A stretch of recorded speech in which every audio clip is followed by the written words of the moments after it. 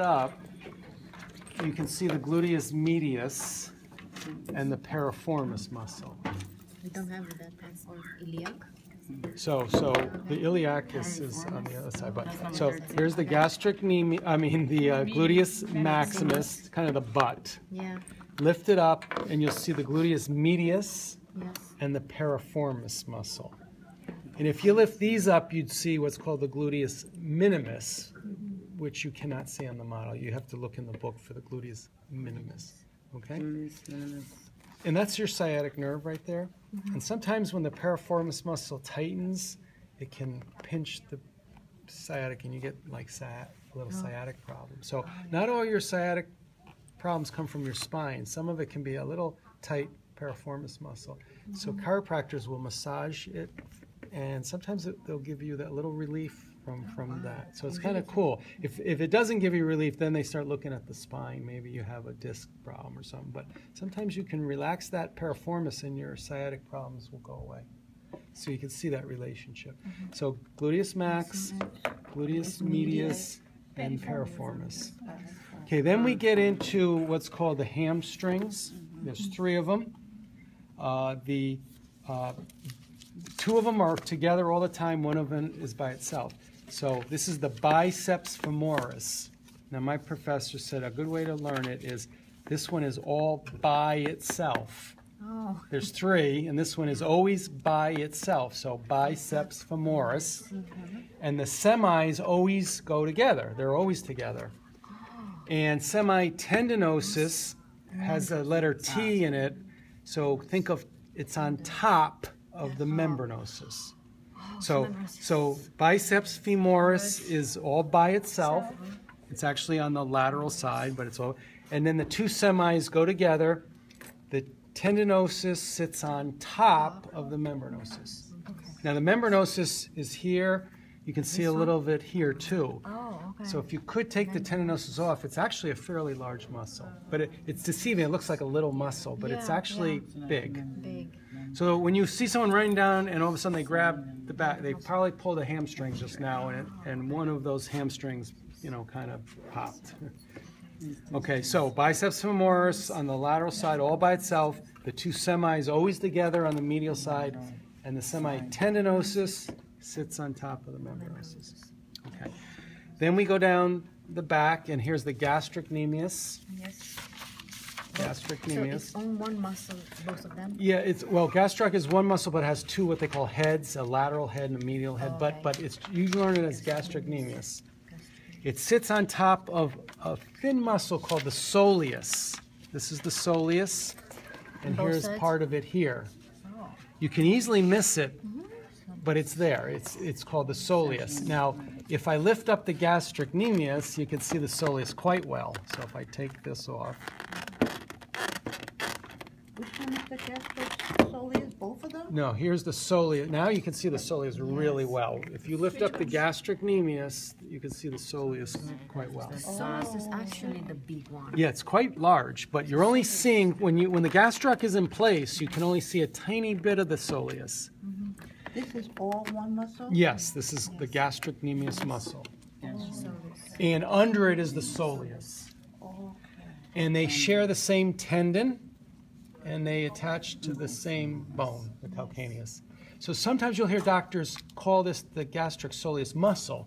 It really isn't one muscle. It's the gastrocnemius muscle and the soleus underneath Because they it. have a different starting or Yeah, their origin is different, but that's why you'll hear some doctors call it the gastric soleus muscle. But it's really the way I learned it. Gastrocnemius is one muscle, and underneath it is the soleus. They share the same Achilles tendon. Okay. Then when you lift this up and off, so you get rid of this, now you have these muscles, and these get a little tricky. Yep. This muscle here is the flexor. Let's see where we are here. Okay, this one here, I'm sorry, flexor digitorum longus. Okay, so we're on the medial side, on the big toe side. Flexor digitorum longus. that's not the medial. Oh, it is. Yeah. Yeah, it's the mid. Okay. Yeah, sorry. That's okay. This one here is the flexor hallucis longus. So that's the middle. It's close to. And the one kind of up on top is the tibialis posterior. So you take the gastrocnemius soleus off, and you see the flexor digitorum longus. This flexes your digits. When you walk and you hit the ground and your digits grab the floor, it's due to that muscle there. Flexor hallucis longus pulls the big toe down. So this one pulls all the little toes down, and then this kicks in and pulls the hallux, and then you push off. And then here is the tibialis posterior. It looks like a tiny, tiny muscle, but if you were to spread these muscles, it's actually quite large running behind your tibia. It's actually a fairly large muscle. You're only seeing a tiny bit of it because these two kind of camouflage it. So the part that we can see is on top of Yes, the digitorum, right? that's right. This not top here, but here. Yep. Okay. So those are hard muscles. Students just have to just memorize those. So that's all in the back. The gluteuses, the piriformis, the hamstrings, and the gastro. Okay. Then as we move into this area, the inside, we have the sartorius and the gracilis. Sartorius and the gracilis. Sartorius cuts across your leg, like that, and the gracilis is on the inside of your thigh. So they kind of come together like that. And they form a V. If you look at it, it looks like a letter V. And in the V are the two adductors, the adductor longus and the adductor magnus. So if you can find the sartorius, find the gracilis, it looks like a V, a big capital V, and inside are the two adductors. And my professor said L comes before M in the alphabet. So the adductor longus is first, and the adductor magnus is the second one. Wow. Okay, so find that V on every model, find where the sartorius gracilis form this V, and in there you'll find your adductors. And longus is first, and magnus is second. Okay? Now the magnus means large. It actually looks small, but it actually expands back here. This is also magnus. This comes under the gracilis and actually becomes a very large muscle. I also swear that So this that part in No, that, it's that right, number 28. 28. That's Okay. the but longest. this is part of it? Magnus. Magnus. So longus and and magnus, and you see magnus here Oh, too. okay. So, yeah, Long- longus longus and and magnus. And part of the magnus comes up into here too. Okay, so, So it's the one that lies underneath the top Right. one. okay, so that's that. Then we'll finish with the front, and we have the tensor fasciolata. This little muscle here is called the tensor fasciolata. Is it going all the way up here? Yeah, it's got a long tendon. It's got a really long, it's a small muscle with a very long tendon. Okay. Then we have the rectus femoris, the vastus medialis, vastus lateralis, And intermediate. and underneath this is the vastus intermedius. So 4 muscles. First one, rectus femoris, vastus medialis, vastus lateralis, and the vastus intermedius.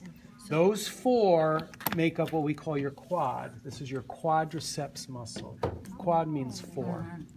I didn't see that. Can you do it? Yeah, so rectus femoris, Okay. vastus medialis, Medialis for the yeah, inside, vastus lateralis to the outside, to the outside, and in between and underneath this is the vastus intermedius. intermediate. Yeah, it's deep. It's this Medius, lateral, lateralis and intermedius. And then on top is the rectus femoris. But when you ask in the practical, Oh, you guys, yeah, the classes come in, so we gotta scoop. Yeah. but when you ask, you're gonna ask for each individual Yeah. of the 4, not Yeah. the quadrant. And then real quick, just while you're here, this is the tibialis anterior, Yes. the extensor digitorum longus, and the fibularis longus.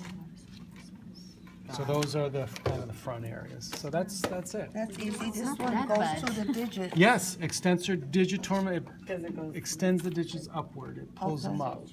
But you can see the tendons, how Yeah, they go to yeah. the digits, and here you can see also how they Yeah, we gotta let the other class see the